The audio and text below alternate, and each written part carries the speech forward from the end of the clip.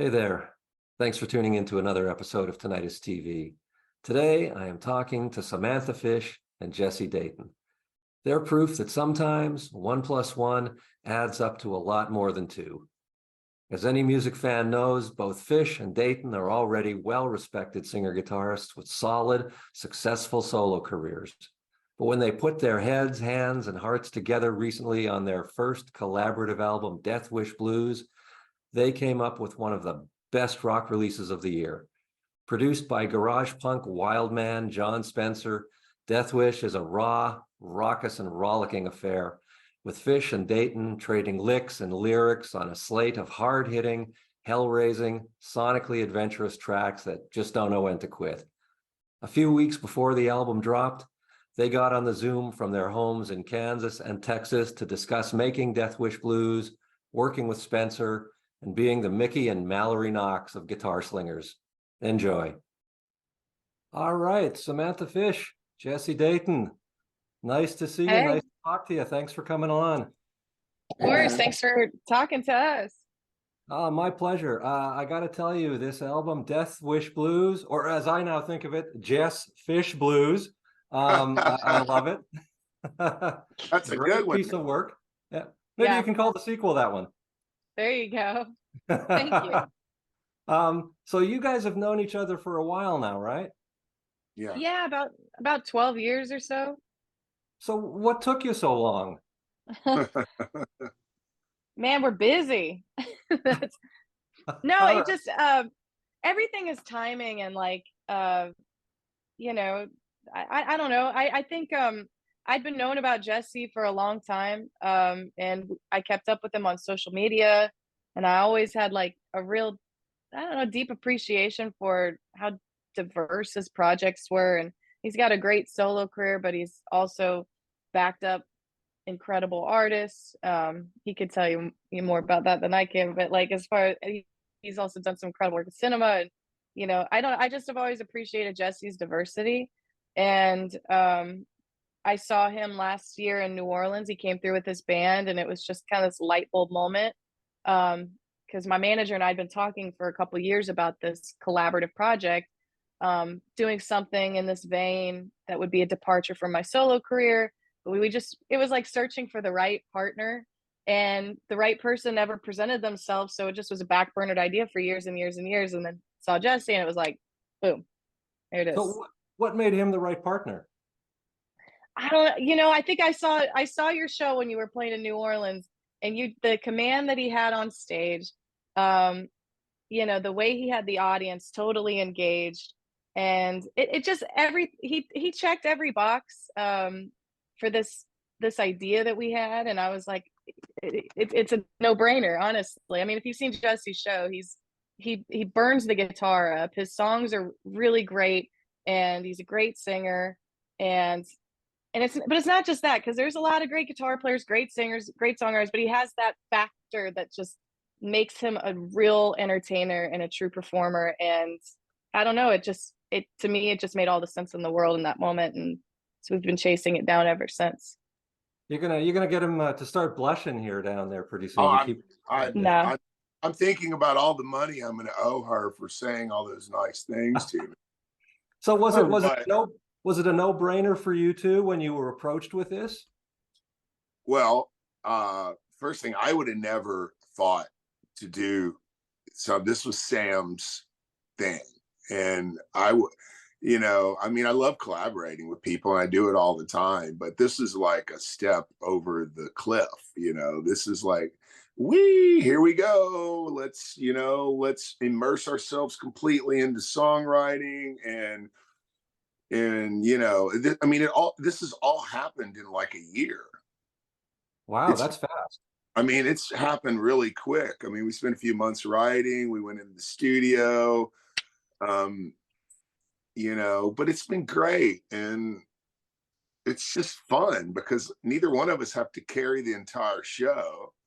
And there's no other acts out there who are man and woman who are melting faces on guitar and singing and putting on a show. And so we feel like we kind of have our own kind of thing we're doing that's you know, I would imagine there's going to be quite a few of these things coming out after they see what me and Sam do. So be prepared to interview some more folks.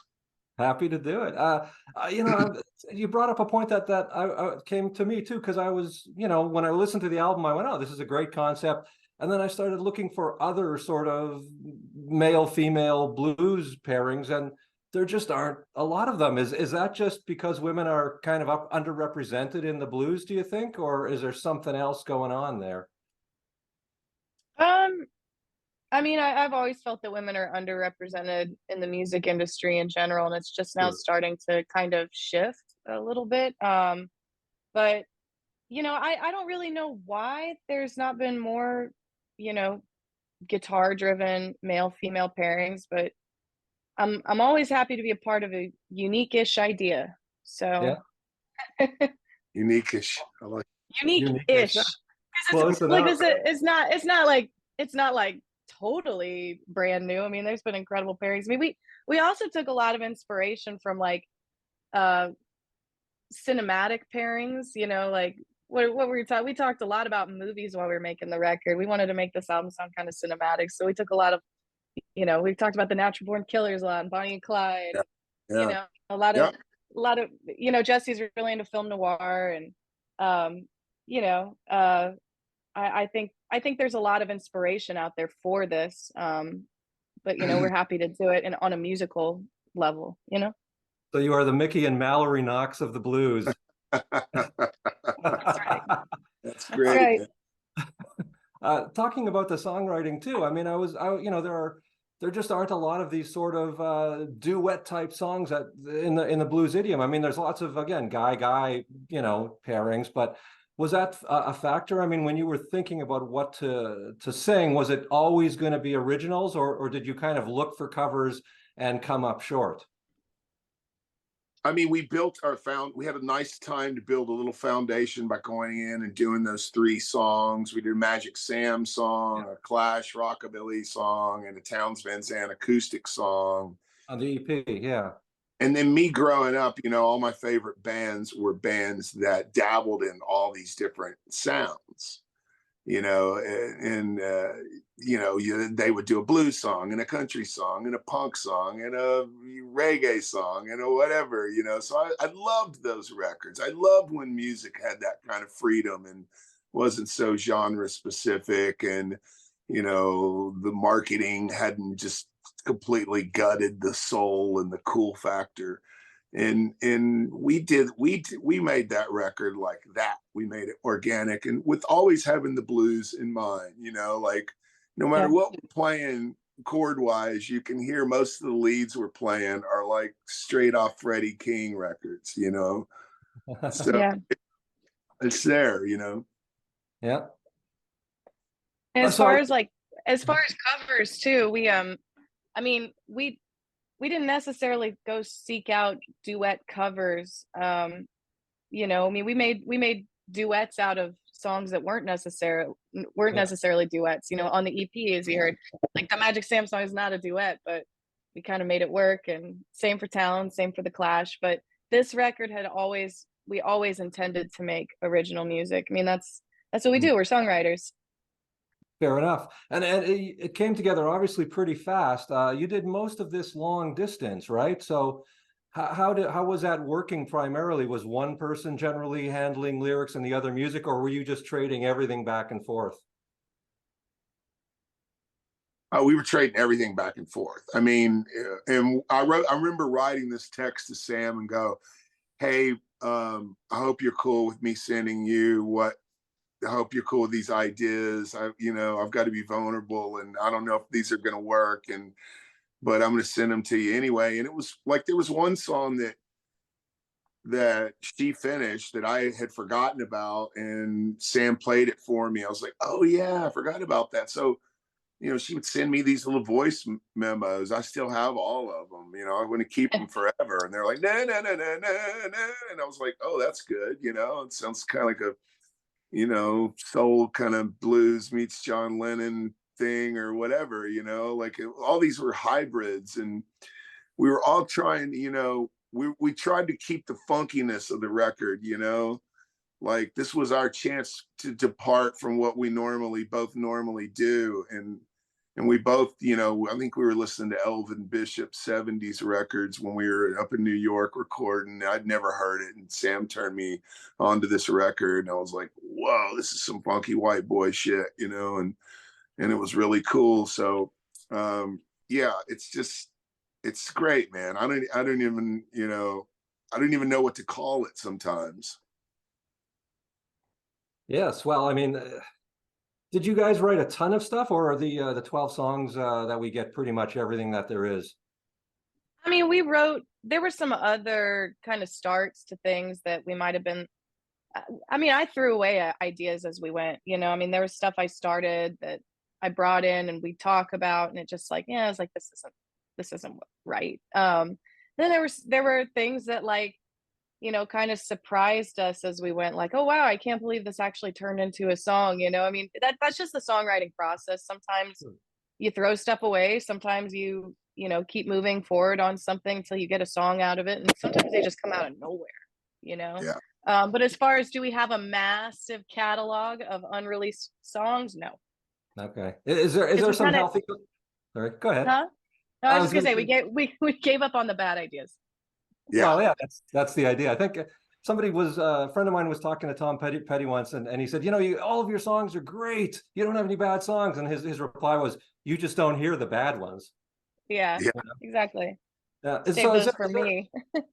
Is there a bit of healthy competition going on here too? I mean, is it one of you send something to the other one and it's like, ah, shit, now I really got to step up my game, you know? Well, definitely with the guitar playing, because sometimes we'll have these conversations with our guitars on stage, and she's got a few licks that just piss me off because I can't play like her. And you know, and but It's not true. the cool thing is that our roles are kind of like really defined. So I don't feel like there's a real, you know, if it's, I don't think it's competition. I think it's just like, if it is, it's healthy, but it's just us inspiring each other and letting us be who we are. And, you know, Yeah, it's like playing tennis, right? You play against a better opponent and your game has to be raised, you know?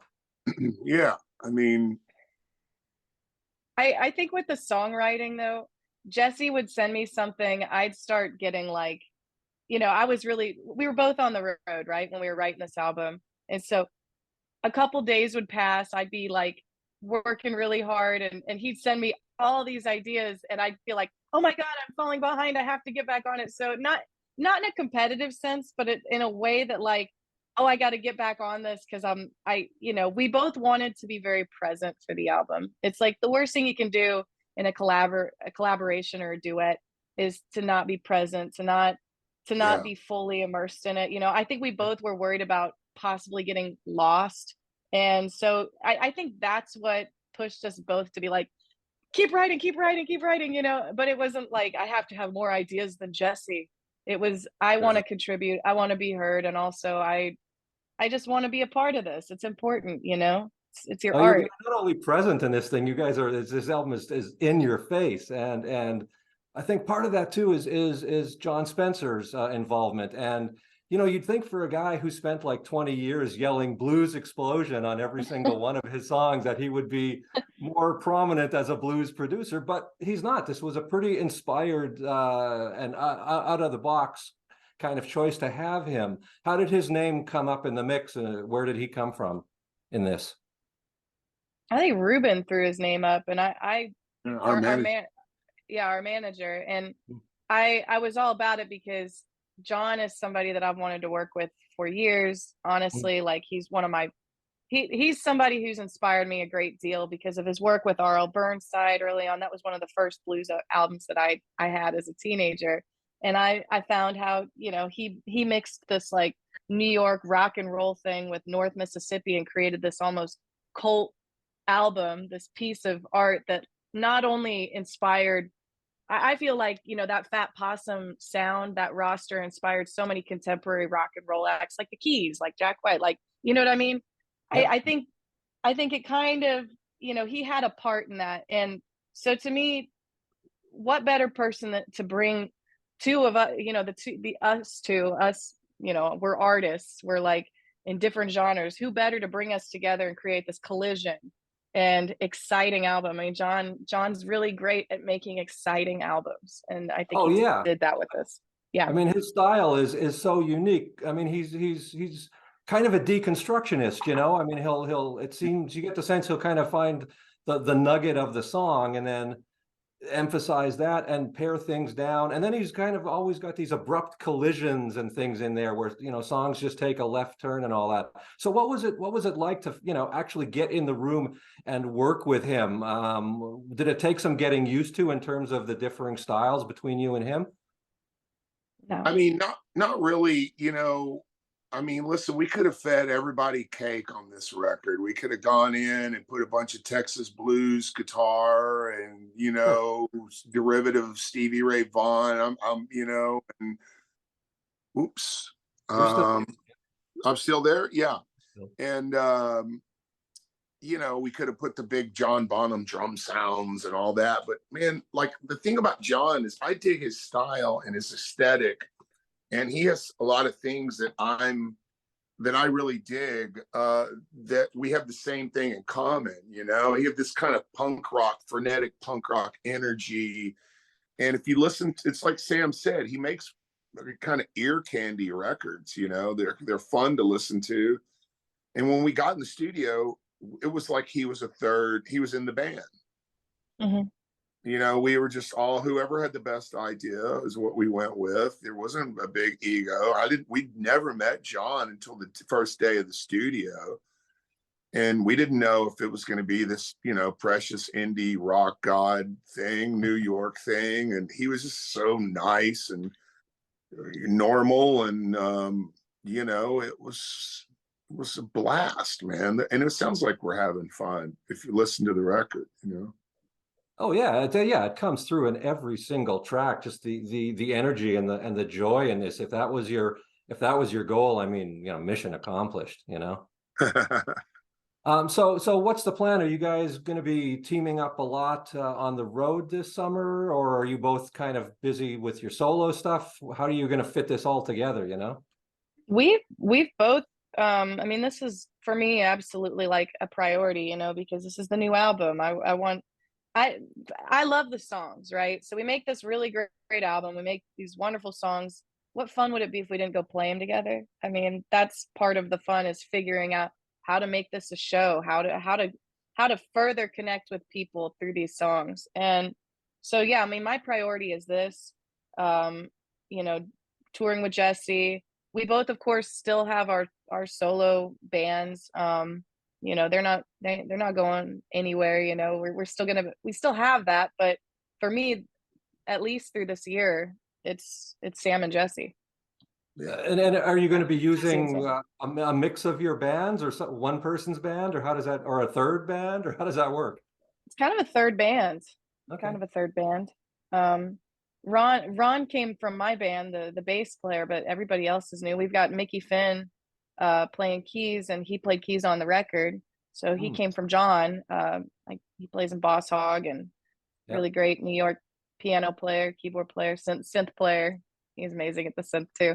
And then Jamie Douglas just joined us on the drums. He's from LA, and he's new to both of us. And yeah, that's the live band. Ron Johnson on bass. You know, he's a New Orleans guy.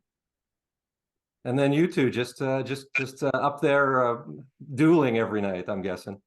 Yeah, dueling respectfully. Who's the better guitar player? We're both good guitar players. It's so weird, you know, like I've never understood that whole, like, I was like, hey, this isn't sports. Yeah. You know, like this is not, you know, and in I don't know. There's just things that Sam can do that I can't do, and things I could do that she can do. And and plus we like makes it work though, right? The compliment of it, you know? Absolutely. We're starting to play twin guitar leads together, and that's really cool, you know. And taking it somewhere different than maybe Derek and Susan would take it, you know what I mean? Just stylistically. And and it's fun, man. Totally. So is this just the first of a series of albums? Well, we got to see if they like the first album. Yeah. Oh, I don't think you need to worry about that. There's always the court of public opinion, you know. We kind of wait and see what the verdict is, and then, but we just talked about this. I think we're both open to it, but you know, I don't have like a 5-year plan. I don't know what Jesse's 5-year plan is, but you got to be open to things happening creatively and music. You know, it's like we don't have this all like, and then we're gonna do this again in a year's time. Like we don't know exactly what's gonna happen, but the beautiful thing is, if people really love this and embrace this, it's definitely gonna bode well for doing it again. Well said. All right, listen, I know you got other people to talk to, so I will let you go. Say thanks for your time today, and thanks for just a great album. And Thank hopefully you. we'll get you in Canada sometime soon. I hope so. Thank you. I love All right. Canada. Thanks, man. Cheers. See you somewhere down the road. All right, brother. Bye. Bye.